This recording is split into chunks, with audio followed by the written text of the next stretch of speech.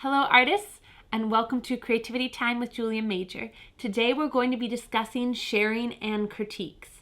In other words, we're going to be discussing how you can offer feedback to other artists and accept feedback yourself. One thing that's important to know is that artists don't just share their artworks when they're done. Oftentimes, artists will look to other artists and share their artwork when they're in the middle of the process because they would like some ideas on how they can add to the artwork, what they can do to make the artwork stronger. So here are a couple of categories that you can use when you're giving someone artistic input. You don't always have to use all of them, but to know this list is really helpful.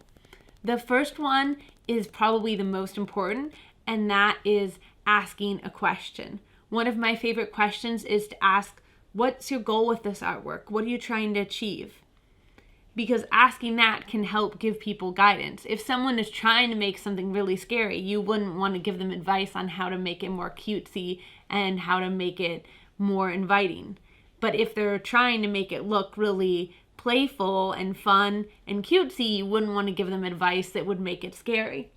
So it's really important to know what the artist is going for. It can also be great when you are trying to learn from the artist who's sharing to ask them about the techniques they use, the tools they use, because sharing is not just so you can give someone insight on their artwork, it's also so that you can grow and learn as an artist from the person who is sharing. So that's the first category. The second category is to offer an observation. So when I'm giving observations, I often think of the elements of art. Those are line, shape, texture, color, value, and form. This artwork, it does have a form because it's somewhat 3D because of course there's the sides of the canvas, but typically speaking, a painting or drawing is not going to really bring in form, but all those other elements are going to be brought in. So you could ask things so that you can combine these two. You can ask and have an observation at the same time. So you could say something like, I notice that you used some really swaying lines here where you're trying to create movement, or I observed that it's really sparkly in this section. I notice that you use blue and purple. Those would all be examples of an observation. Then the next category is to offer a connection. And again, this often combines with the observation, but it's a helpful thing to realize that art is subjective and there's no one right answer. We often connect to our own personal lives, and it can be really fun to hear how people connect to an artwork. So someone might look at this painting and say, it reminds me of a fishing lure, and that brings back memories of a time that I fished with my grandfather.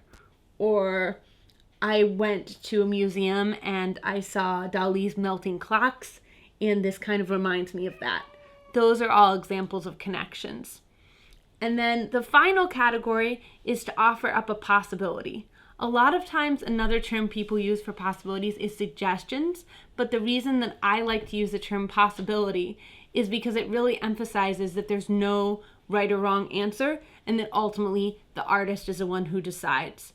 It helps you to feel free to offer whatever possibilities you want, knowing that you're not forcing it on the other person and knowing that they can pick and choose, maybe even combine, and that you offering that advice can even offer things that are contradictory. So you might be able to say, you could make the background yellow. That would be one possibility.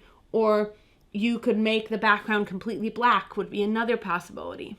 You're not going to use both of those possibilities, but they are equally valid.